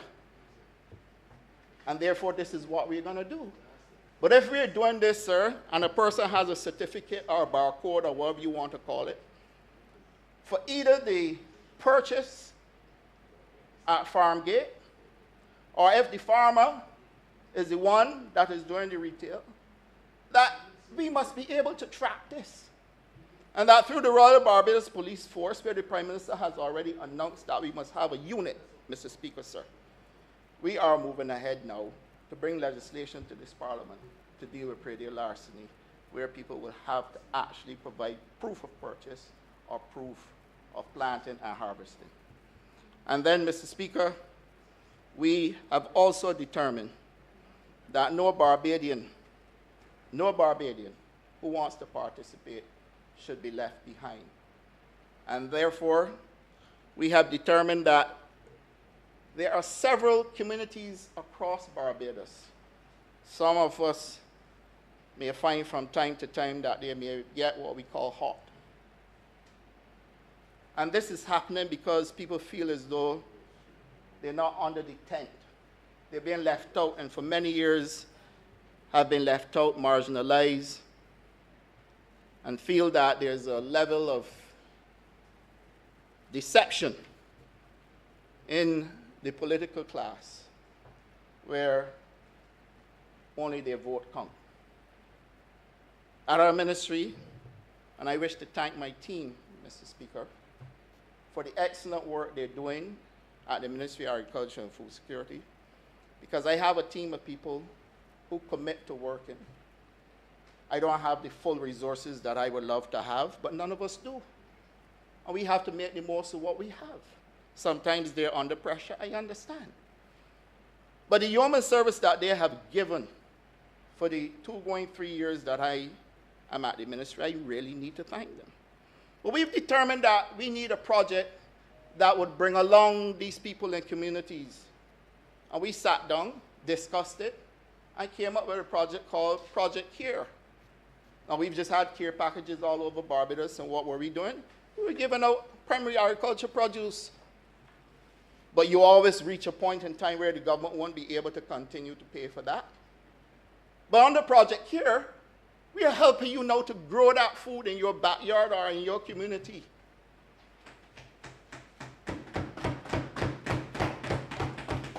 And what will happen is that the same equipment that we just purchased will be used to do the cultivation. And then we will give you the implements as well, and the inputs, the seedlings, fertilizers, sprays, spray cans, so that you then can grow your own food in your community or on a piece of land you have in your backyard. And again, I remember the late Owen Arthur, who said we have to go back to backyard farming. Now, these are the people we are targeting aren't people who would ordinarily go to the supermarket or to a vendor to buy fresh vegetables. These are people who will eat without fresh vegetables, but that they can now get it under Project Care, Mr. Speaker. And that these are people, Mr. Speaker, sir, who we have to bring along, because many times, many of them are used to get involved in predial larceny by people who should know better. But if we can empower them and give them a chance, Mr. Speaker, to grow their own food, they have a chance of selling it and don't have to steal in order to make a living. That is what Project Care is designed to do. And I've spoken to the Minister of Finance over and over, pleading with him for me to get the support in order for us to deliver this very shortly. Now, Mr. Speaker, I hope the public heard, and I sincerely hope that we all understand that when it comes to food security in Barbados,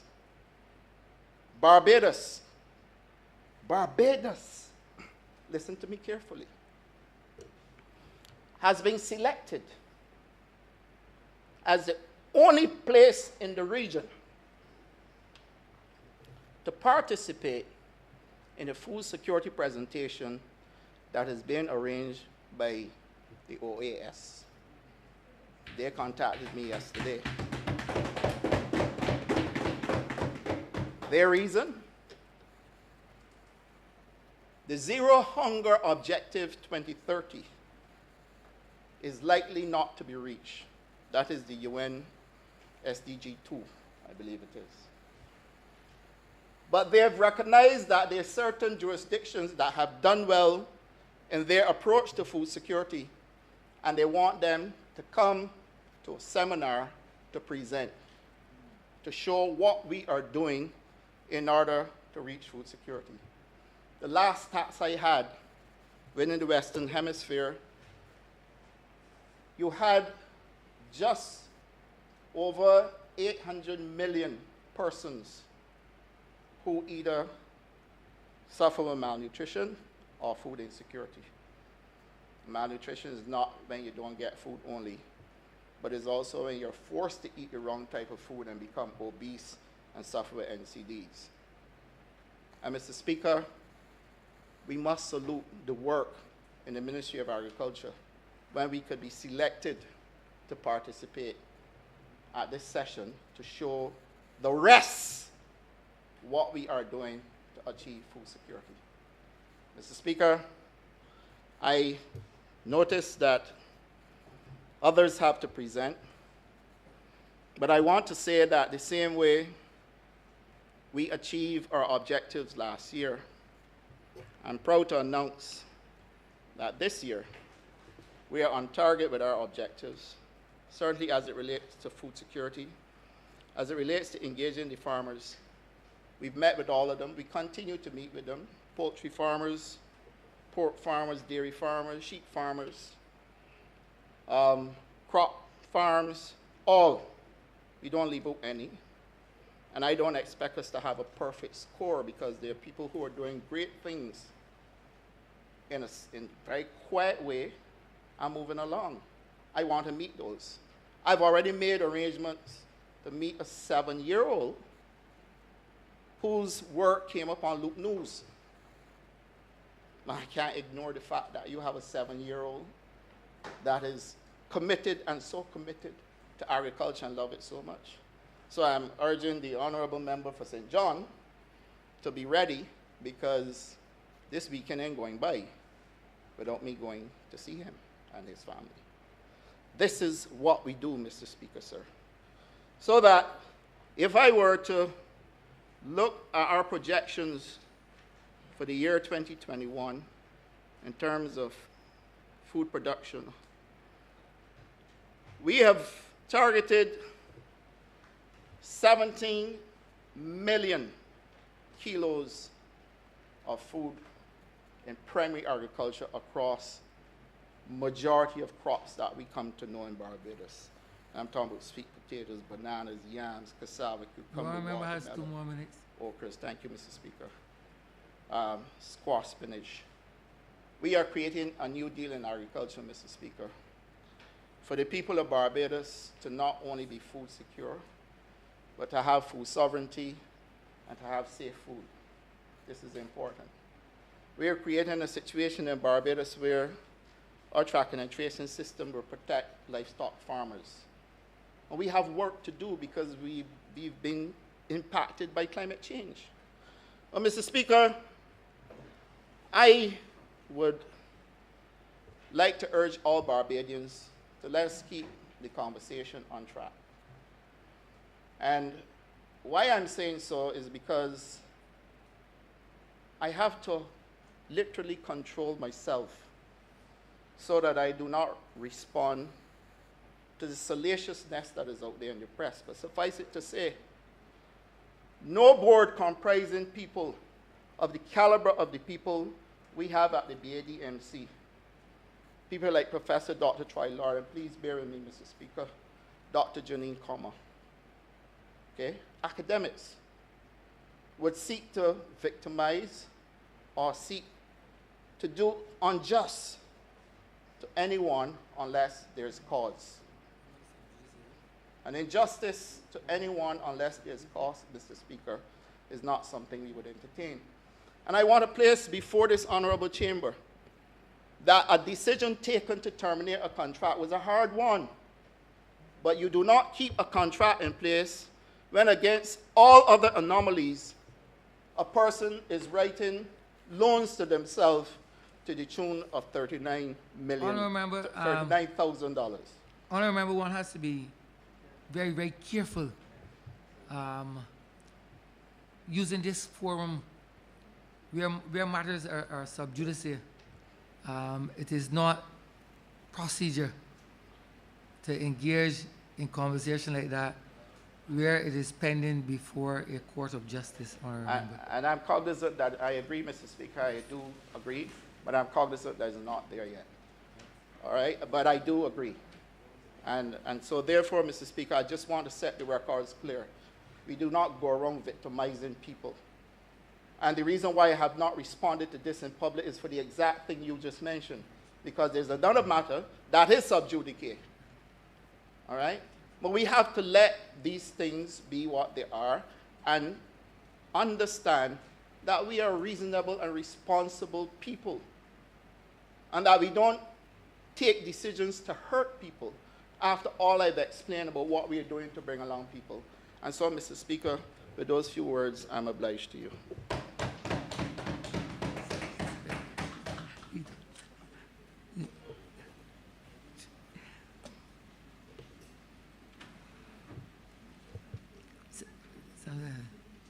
Honourable Member for St. James North.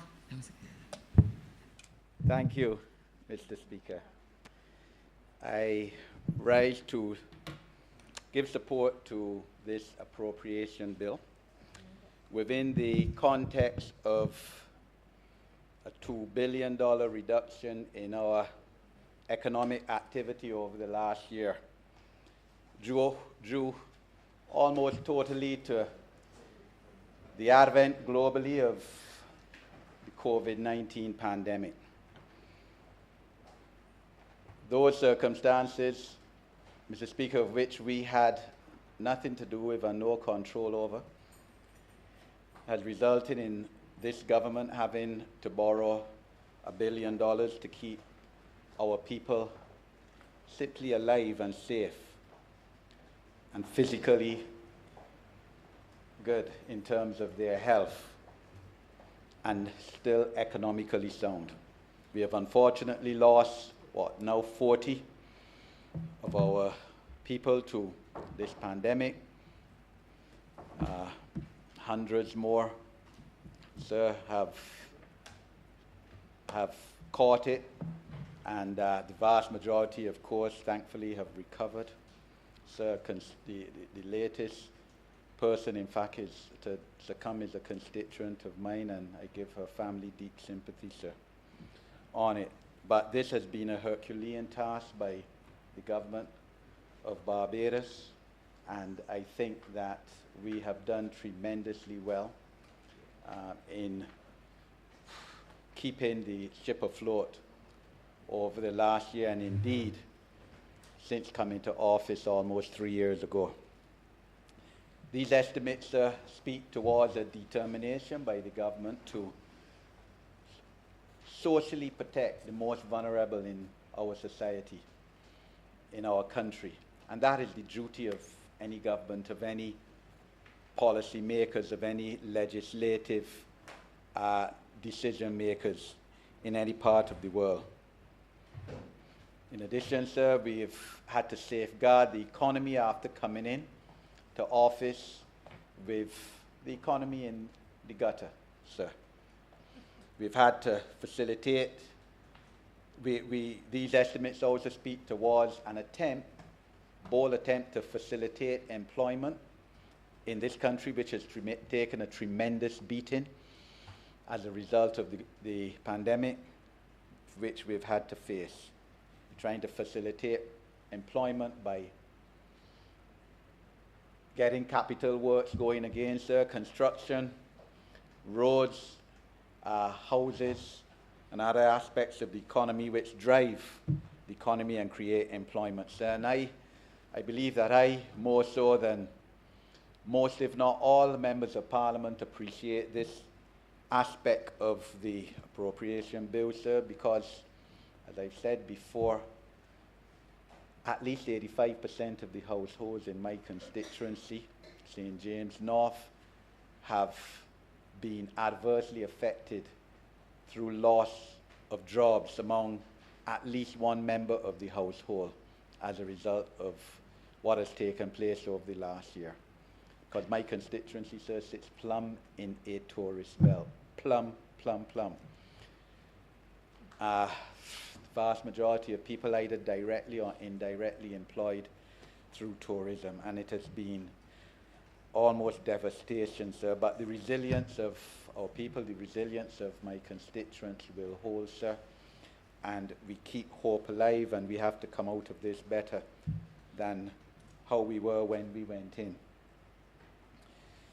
We have to become, as the Honourable Prime Minister said yesterday, less dependent on tourism, so we can continue to depend so greatly on one aspect of our economy. We used to do it before when it was sugar, sir. We had a transformation there, a Barbados Labour Party administration led by the Right Honourable Tom Adams, helping to transform Barbados' economy away from that, sir, and creating international business and financial services, sir. And this government has to do that again, because it cannot be that we're so dependent on tourism. I therefore, sir, as a Member of Parliament for St. James North, look forward to the projects, sir, such as the rehabilitation of Highway 1 after the phase which it's undergoing now is completed, and whereby it comes into my constituency, sir, from Folkestone down to just before Speightstown within the next financial year. On road repairs in the constituency, sir, serious need of road repairs, about 18 roads which I have continuously written various ministers of transport and works, public works, over the last, since I became a Member of Parliament, or just over 8 years ago. I look forward to house repairs and to the noble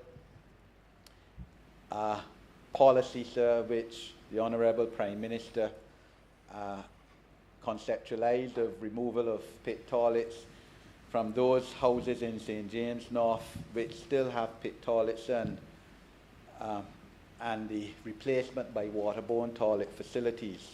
But as I said earlier, when the Ministry of Water Resources was in the well, so this has to be tied in, of course, with a rationalisation of the Zone 1 policy, which seriously affects many parts of my constituency and hinders its development. Surely the time has now come, as it had come before, for us to rationalise this policy and stop the prohibition of people with all the engineering skills we have and the inability to build waterborne toilet facilities without, of course, compromising the integrity of our water resources. I look forward, sir, as is provided for in the estimates, for rehabilitation of the Millie Eiffel Western Fish Market, sir, and we seek to develop the Western community and the constituency, as well as to the computerization of the Zion Hill Community Centre, sir. But COVID presents an opportunity for the reformation and transformation of our economy and our society. And, you know, it's cliche to say that, look, you should never waste an opportunity, and you have to find good, sir, out of disaster, and optimism, sir, and improvement of our society for the benefit of our people. And I just want to look at two aspects, three in fact, whereby we as a government have to be at the forefront of transforming and reforming the society, sir. One, in terms of our welfare system, two, in terms of our educational system, and three, in terms of our duty and obligation towards persons with disabilities, sir. The Honourable Member for St. Thomas, who heads the Ministry of People Empowerment, surely sees the need why our welfare system needs to be rationalised, and she's certainly perhaps one of the best, if not the best person among the members of parliament to lead that cause. You know, she's carrying a model for new members of parliament in what representation is. I thank her for the role she played, especially in looking after the fire victims, helping look after the fire victims from the first fire I had, and I've had 3, sir, in my constituency this year, early o'clock, New Year's Day, in terms of obtaining accommodation for that family. But our welfare system, and again, the time is now, needs to be reformed. I know that there is a committee of cabinet looking into that. I believe it is headed by the Honourable Member for St. Michael South Central. But we can't continue with a situation, sir, where there is so large intergenerational welfareism, sir, where someone's grandmother be in welfare, the parents, and now them, sir. And this will require, of course, a whole of government, a whole of society approach to the issue, sir, but it has to be tackled. We have to move away from our people's dependence on welfare. I believe, sir, that the department should carry a new name to start with a new reformation, maybe Human Development Department or Social Development Department would help, sir. But the reality is, sir, that our educational system and many ministries have to be involved in this approach as well. Our Ministry of Education is again led by an extremely able Member of Parliament, sir, the Honourable Member for St. Michael South East, who brings to her ministerial task the passion and commitment to effect change. But the time is now, sir, to effect this change. We need, of course, curriculum reform. We haven't had that for 20 years now. That is paramount. We can't continue, sir, under the system that we now have, sir, which, of course, was founded still on a colonial system. I believe the 1945 or United Kingdom Act still has a foundation for some of what we have here. And the reality, sir, is that every child is not an academic. Every individual certainly will not be an academic, sir. But every individual has worth. Every child has worth. Every child has some skills. And we have to reach a situation whereby less of our children leave school without some form of certification and without some form of skills. Let me say here, sir, I'm one of those who strongly support the abolition of the common entrance examination, sir. I know the Honourable Prime Minister on our first anniversary of coming into office, May 2019, when we had a meeting in Bridgetown, would have committed our government to the abolition of the common entrance exam, and we know the trials and tribulations that our children, especially our primary school children, are going through now in terms of online education. And I know the Honourable Minister is having a meeting with the teachers' unions tomorrow to see how we can get our children back in school, and physically, and the sooner the better, sir. This common entrance exam, and it is regrettable that I suppose COVID has come along, and therefore we are not in a position, as I understand it, to remove that, to abolish that exam this year. But certainly I hope by next year it would be. But we have to find a way to create greater opportunities for our young adults to be engaged. Those who may not be academically inclined to be engaged in technical and vocational opportunities to develop their skills. therefore means that we need to find a way to expand the polytechnic by whatever name called, our skills training programs, the facilities whereby we can undertake those skill training programs. Maybe, sir, what we have done in terms of the last year having to have virtual training and education is an opportunity for us to be able to spread the amount of young people and widen that who can benefit from vocational and skills training. The reality of the situation is that, look, so we need people with these skills. I can do plumbing or masonry. Whenever something wrong with my plumbing, I go call my plumber. So he makes more money than many lawyers, many people in my profession in this country. I need a carpenter. So now my carpenter told me he unavailable for the next 2 months. Gotta find somebody else. Told me that this morning after we spoke on Sunday.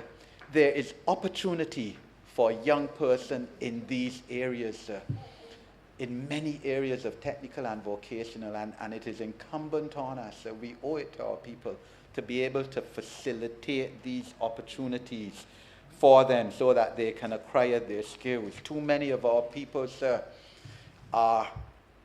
don't have sufficient skills, just have the skills to be a general worker. And that was all right, sir. That may be all right in terms of a booming tourism industry, but it is not all right in terms in periods and eras such as what we're going through, which will happen occasionally. So all of us, I'm sure, all of us, I know for a fact, every day we have constituents who call us, I want a job. I want a government job. Well, government, sir, can't create any more jobs than it has created. It's created jobs, and admirably so, to defend the sanctity and integrity and the security of our people over the last year in terms of COVID. So you've got jobs at National Conservation Community Commissions with roads with debushing over 700 jobs, protection against the dengue, school monitoring jobs, the community health officers, all noble advancements and initiatives by the government of Barbados in creating employment on the one hand and in protecting our people. But we do not have the general worker jobs, which means that people have to have skills, and which means we have to cater and facilitate and help our people. So within the Ministry of People Empowerment, so I noticed there's provision, of course, as there always is under this government, for facilitation of getting parents to be more responsible and to giving them those skills by providing money to Parados. We need to do more of that. So in terms of giving our young people, letting them know what is the responsibility of parents, because after all, I always say that being a parent has probably been my most significant role. Certainly one of the two most significant roles that I have had. It's nothing that you really read in a book, sir, but you need assistance in knowing how to be a responsible parent. And within our educational system, as the Honorable Member for St. Michael's South East leads the whole drive to reform our educational system, which is, and this is obviously one of our most important tasks as a government, we have to maintain a situation where our University of the West Indies is financially and economically accessible to the poorest person in this society, sir. So, I reject, sir, what I have read recently about a report where, under the chairmanship of, I think, Sir Dennis Byron, sir, the former head Chief Justice of the Caribbean Court of Justice, sir, which is apparently proposing now doubling of the economic cost to University of the West Indies students. So we fought that battle. Shortly after we came into office, when the Honourable Minister gave a ministerial statement in this Parliament, when it was in the other place, removing tuition fees for all Barbadian students, which had been, as I always say, disastrously imposed by the last government, sir, on Barbadians, preventing many of the poorest Barbadians from being able to attend university. We have to maintain that philosophical position that this Barbados Labour Party has been known for in allowing anybody who has the qualifications and desire to go to the University of the West Indies to be able to go, whether they are poor, rich, or middle income, sir. I also support and I wish to say, sir, the provision for minimum wage.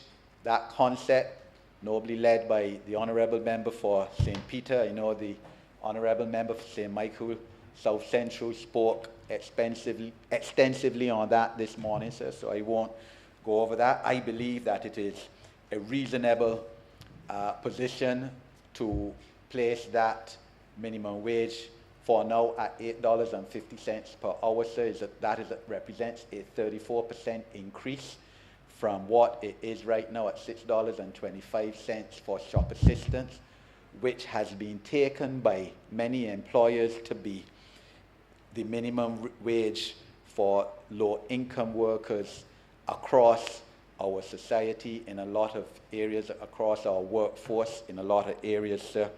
And I fully support the government's position on that and look forward to that coming into force next month. Within the context of development of our people, our community centres need to be fully utilised, and I know the Honourable Member for St. George South is committed to that, sir. These community centres need to be utilised in the evenings. We can't just have buildings there, physical buildings that we've paid a lot of money to construct, being closed to the communities. And in that regard, I'm happy to see in the estimates provision being made for the establishment of coding and robotics at Western Community Centre during the upcoming financial year. Finally, sir, I wish to speak, as I said, on persons with disabilities, sir. I think the whole of Barbados knows that that is one of my passions, improvement of life, sir. Persons with disabilities. I have spent, last 20 plus years in that cause, and look, the time is now.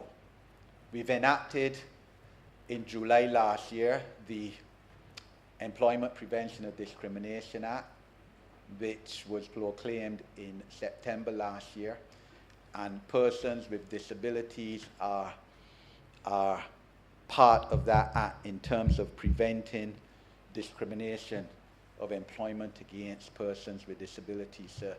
But you know, you could pass laws, sir, as we do, and it's our duty and mandate to pass laws in this country, but we have to be cognizant that in a lot of cases, the reality is that the implementation is not carried out as we would wish it. And so the plight of persons with disabilities is still of tremendous concern. They represent the most vulnerable in society. We have not had a census since 2010, and again, we were to have one last year, as we do every 10 years. We couldn't have that because of COVID, so we don't know the exact or approximate numbers of persons with disabilities in Barbados. is generally thought to be about between 5 to 7% of our population. It is rising, sir, because as people live longer, of course, they are more prone to get disabilities. That is natural, and even Alzheimer's disease, which is a growing problem, of course, to add to the physical and disabilities that our people have. And of course, we all know that because of our history, sir, coming out of slavery, and the trauma that our ancestors underwent because of slavery, sir, we, black people in the Caribbean, are the most prone to diabetes and hypertension, and the consequences of diabetes, amputation of legs, visual impairment, sir, than any other people in the world. We need a disabilities legislation. So I can't be hypocritical. In 2015, I would have, as an opposition MP, in fact, laid private member's bill, a resolution rather, calling for it. That was 6 years ago, middle of March, sir, in this same month, the month for persons with disabilities. We need that separate disabilities legislation, so which gives people with disabilities a heads up as they are entitled to, sir. Affirmative action is needed. We have many people with disabilities, sir, with tremendous brain, better brain than a lot of people who make six-figure salaries in this country. But they need the opportunity, and the opportunity through creation of employment, sir. And being given the opportunity, not only in the private sector, but in government too, and we're lagging in this regard, sir. From behind some of our sister territories, Jamaica, for example, where 3% of government jobs are reserved for persons with disabilities. So, the throne speech last September by Her Excellency would have announced or stated the government's intention to establish a disabilities commission, sir. We, of course, have a monitoring commission and monitoring committee already as to monitoring how Barbados speaks and treats towards the United Nations Convention on the Rights of Persons with Disabilities, which we signed at international level at the United Nations on February 27th, 2013. After signing it, we ratified it on February 27th, 2013, after signing it in May 2008. But the establishment of that commission, and I know that the Ministry of People's Empowerment, of course, being the executing ministry, dealing with the fallout in terms of loss of jobs of our people, sir, has been occupied to a large extent with trying to maintain social protection for our people. But this commission, sir, if established, doesn't need to be any talk. Sure, sir, we've had enough talk when it comes to people with disabilities over the years. There's enough written material, documentation on what we ought to be doing, sir. It needs to be mandated to move ahead to see about the drafting of disabilities legislation. This government, sir, has placed in a policy that persons with disabilities, together with persons within communities, would be eligible for, I think it is 5% of government procurement and government contracts. But again, we have to place people with disabilities in a position where they can take advantage of this policy, which was set by this government by law. I think in December 2018, the legislation was brought to this Parliament, and I am concerned that we have not done enough to place in the mechanisms whereby persons with disabilities can take advantage of this. I know that the Honourable Minister of Education, and she has spoken about it in a speech to this Parliament last year, also understands the need to improve the education for persons with special skills within our school system. So, sir, these are my major concerns. I know that there's provision in the appropriation bill to address each of these areas I've mentioned. I urge those ministers responsible and the cabinet to see about this, sir, because this is part of what we need to do. Each of these areas are part of the Sustainable Development Goals that we have subscribed to. I think to move our country, the world, to by 2030 to the realization of these goals. As I said, when we sign, as the Honorable Attorney General said as recently as last Friday, when we sign on to an international treaty, we in fact give rights, create rights to those persons who are beneficiaries of the treaty, sir. And even though national legislation may not be passed, certainly by signing the Convention on Rights of Persons with Disabilities, we have treated to persons with disabilities to give them the rights that we have signed on to under that convention, sir. Sir, I have no doubt that under the able leadership of the Honourable Prime Minister, our Cabinet, the government as a whole, we will overcome what we have gone through over the last year, and we will rise, sir, and be better for it. We need to, and again, COVID has provided the opportunity for us to fast track trying to ease doing business in this country, because they've obviously been less face-to-face engagement with people, trying to keep people away from the licensing authority as much as can happen, immigration department, liquor license, which I believe will be coming on stream soon. We have to continue with this, because as we ease doing business, we will become more competitive in this country, sir.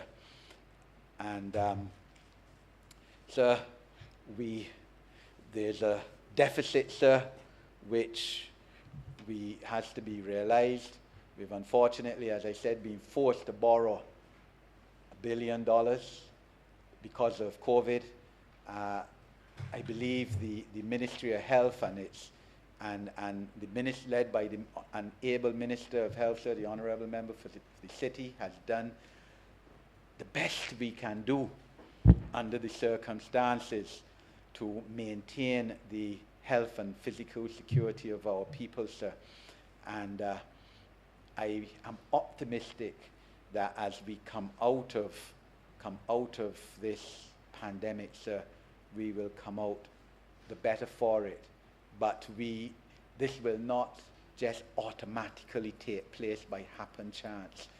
It means every one of us working as hard as we can, giving our 200%, and also the people of Barbados being part of our effort and our drive to lift our country up and to make it the best it can be, and to give our people the best opportunity we can to bring everybody up, sir.